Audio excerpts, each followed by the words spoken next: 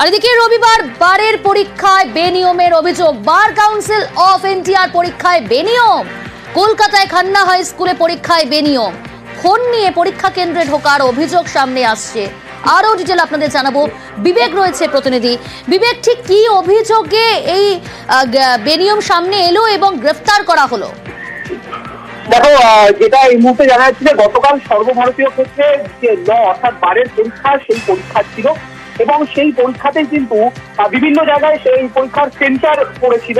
সেরকমই কলকাতার খান্না এলাকাতে সেখানেও কিন্তু একটি সেন্টার পড়ে এবং সেই সেন্টারেই বেলায় 10টা থেকে 11টা পরীক্ষার সময় ছিল এবং সেই সময় 4জন ব্যক্তি তারা পরীক্ষা দিতে প্রবেশ করেন, এমনটাই অভিযোগ। এবং সেই সময় তারা যে নিয়ম, অর্থাৎ পরীক্ষা হলে কোনো ইলেকট্রনিক ডিভাইস বা ভিডিও ডিভাইস বা মোবাইল, এই ধরনের কোনো জিনিস নিয়ে ঢুকতে পারা যাবে না, সেই নিয়মটা তারা ভঙ্গ করেন এবং তারা লুকিয়ে মোবাইল নিয়ে ঢোকেন।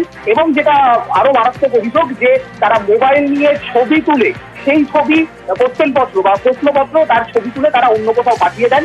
এবং সেই কারণে এই পরীক্ষা হলের যিনি টিচার ইনচার্জ, অর্থাৎ খান্না হাই স্কুলের যিনি সুপারিনটেন্ডেন্ট রয়েছেন এই পরীক্ষা কেন্দ্রে, তিনি একটা অভিযোগ জানান এবং সেই অভিযোগের ভিত্তিতে স্থানীয় নারকেলদানা থানা তারা কিন্তু একটা তদন্ত শুরু করে এবং তদন্তে নেমে 4জনকে আটক করা হয় বা গ্রেফতার করা হয়। এই মুহূর্তে তারা গ্রেফতারও রয়েছেন।